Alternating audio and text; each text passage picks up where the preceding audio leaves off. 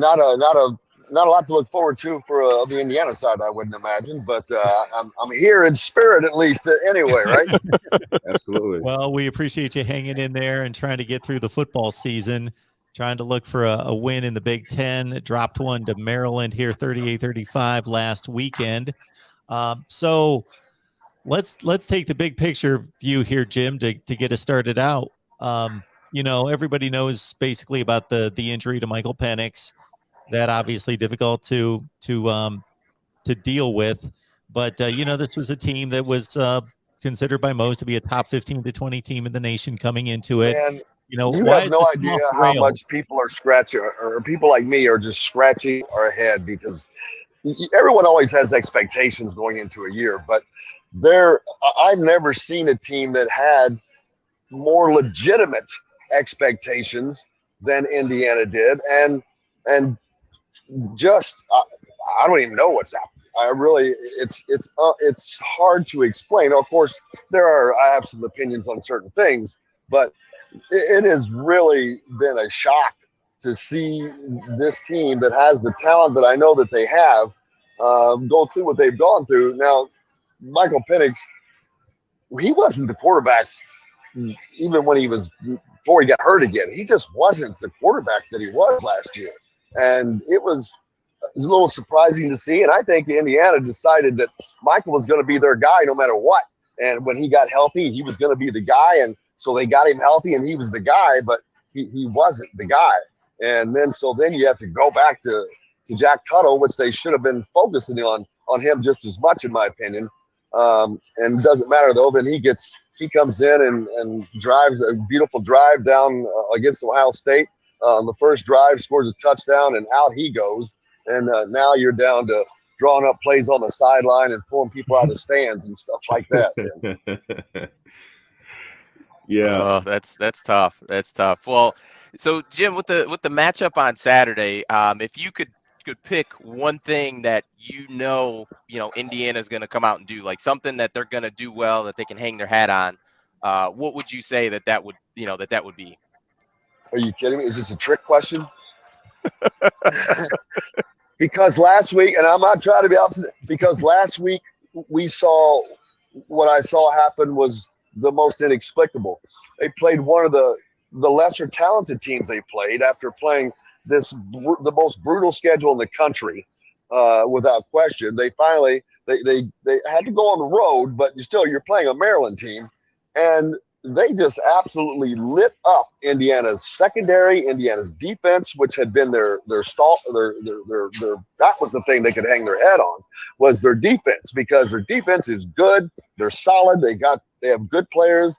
They were hurt in the secondary. Tywan Mullen and Reese Taylor goes down, but man, to allow 400 yards passing, that's not allowable against a defense that's that good. So I really don't know what they can possibly do good at Ann Arbor in front of 110,000 people against a team that is, first of all, they're pissed off because they lost last week, and now it's like, wow,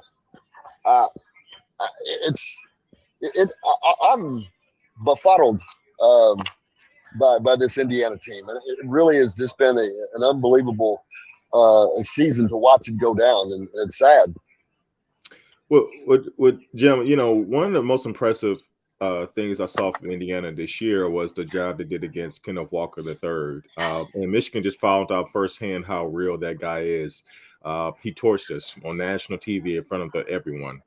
But you guys, I think, did the best job on him compared to anybody I've seen this year. Yeah. I mean, and it actually concerns me for our own rushing attack. I mean, why do you think that was? And who are some key players that Michigan had to worry about in the rushing? Well, Indiana does have. They've played well up front. You've got Ryder Anderson, who transferred in from Ole Miss, who's been just really a solid player all year long. Micah McFadden, of course, an All-American linebacker who has been solid all year long. But they allowed the pass to get to them so much, and I don't know that Michigan has those kind of tools right now. But the running game, they're able to do that, they're going, if they have any chance at all of even making this a game, they're going to have to control up front. They're going to have to put pressure and just try to force their Michigan's offense to do some things they don't want to do. But I'll be honest with you, I'm reaching for stuff right here, right now, because Michigan is up until last week. I thought Michigan was going to win that game. I picked Michigan to win that game because I saw Michigan State play Indiana, and I'm like, okay, Indiana probably should have beat them. They're not that good. They're okay.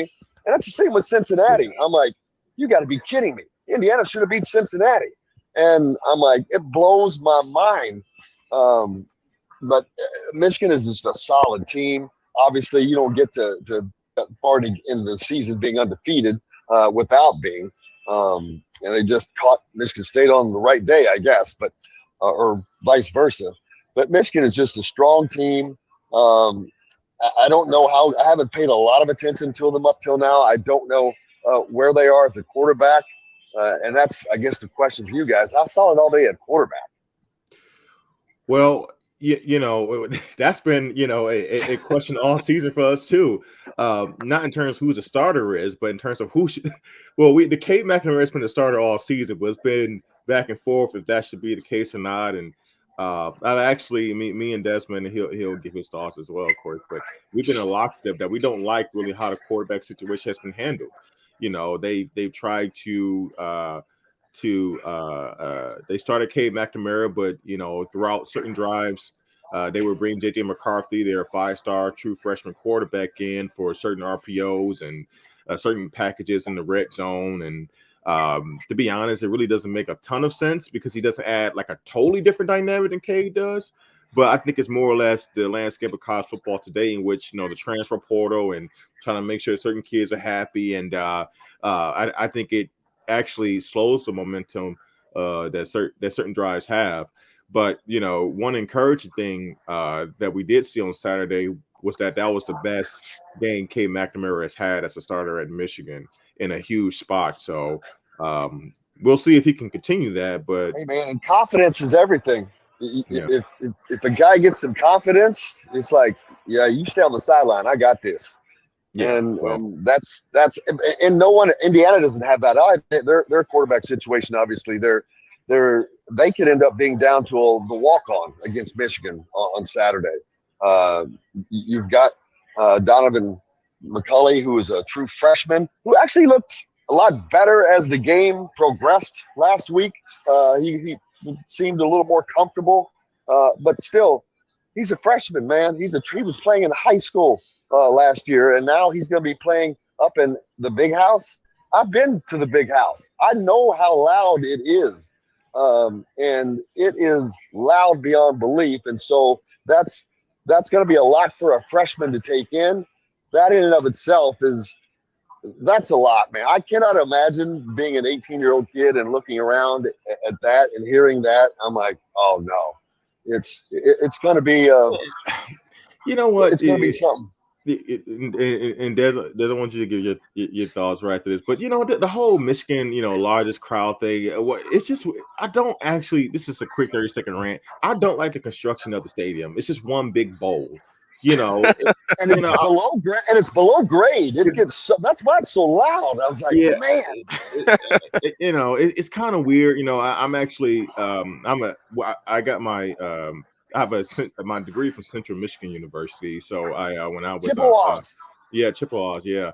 So me and a buddy of mine, you know, we're both Michigan fans, and we decided to go. Central was playing Michigan one year, and so we went, you know, to the game. And I can tell you, like, to be from the visitors end, it is so overwhelming being in that stadium. You know, it's just my God. Of just, you know, you're walking down, and it's like it can be intimidating. So, yeah, I can imagine. When I was there, my two roommates had played football for Indiana, and one was a GA at the time. He was on the field, and then me and the other one were in the stands. This is way back. But I remember trying to tell him something, and I had to cup my hands and put them next to his ear and scream into his ear right next to me. And I am not kidding. I have never forgotten that. I've just never forgotten that. And It's just it's a noise that you cannot comprehend unless you experience it. I Yeah, think. that's a ton of people, and the Michigan fans, they pack it out, and they are loud. So Now, here's definitely. a really funny story for you because I know you've never heard it. The last time Indiana beat Michigan before they beat them last year was back in '87. I was at that game. I'm that old. I was in school, but it was at Indiana, okay, Memorial Stadium. The ends were not even enclosed then, so it was just two sides of open-ended stadium. Uh, uh, oh my God, I'm drawing a blank on the Michigan's coach, Bo Schembechler. Bo Schembechler goes to the officials, complains that the noise is too loud, and is given a timeout in Memorial Stadium because the noise was too loud. Wow. That's cool for you right there. That If you is wondered true. if he was Look that up. legendary or not. Yeah. I swear to God, that's a true story. Look it up. I'm like, you have got to be kidding me. It was maybe 50,000 people in an open-ended stadium. It was nuts. But that's just a funny little story there. But man, Michigan is looking. I think they've been looking good. Harbaugh has to be feeling good. Of course, I guess none of that matters until the end of the season when they play Ohio State and all that stuff changes around. But to be undefeated leading up to last week, I picked them to win that Michigan State game because I saw Michigan State play, and I didn't get to see the game, so I didn't know what happened. But I was surprised to see Michigan lost that game. Yeah, it was a close one. It was a really good game. It was an exciting game.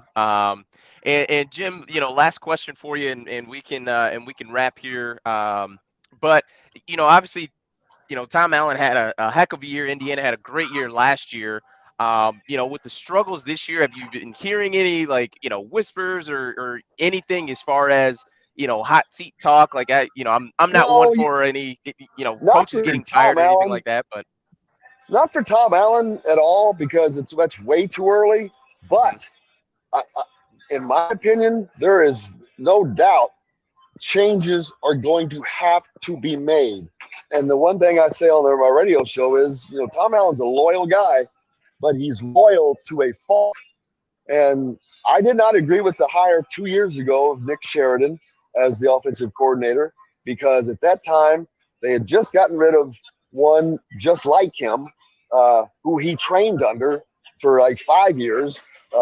He came from Michigan. Mike DeBoard had been up there, but and they had Kalen DeBoer last year or the year before. And man, dude, Kalen just lit it up. He's the Fresno State kicking butt out there now. He's got his team ranked. And at that time, they had the opportunity to hire anybody they wanted. I'm like, man, you can go out and hire the red hot. This seat is red hot right now. And he didn't. And he did this loyalty thing. And I just shook my head and I said, that is why you're not going to get better. You have to put the best guy possible in that spot. And they didn't do it.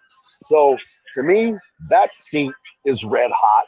And the offensive line is red hot because you've got the same guys back who did a hell of a job last year. All of a sudden, I don't know what's going on this year. They can't open a hole. There's no running game. They can't protect the passer. So those two seats, I can see those being pretty warm and a change coming there.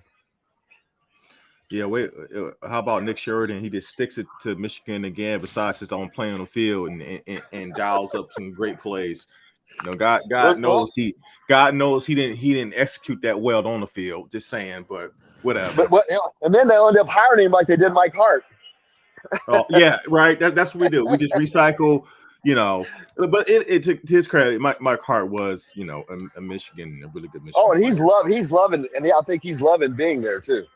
He didn't love it being on the sideline on Saturday. I'll tell you that much. Well, it was interesting. I actually thought he would get a look as far as that, that offensive coordinator position, because I know he was the running backs coach there, and I wondered if he would get, any consideration for that OC spot. That may be why he left, number one, and number two, again, that loyalty thing that I'm not a fan of. Mike DeBoard had been there previously, and Nick Sheridan had been with him the whole way. So he was at Indiana before Mike Hart was at Indiana. So I guess he's just got that. They brought in, because you brought in Delon McCullough from the Kansas City Chiefs, who had just spent a couple of years with the world champion Kansas City Chiefs. And I'm like, hello, might know a little something here. Right.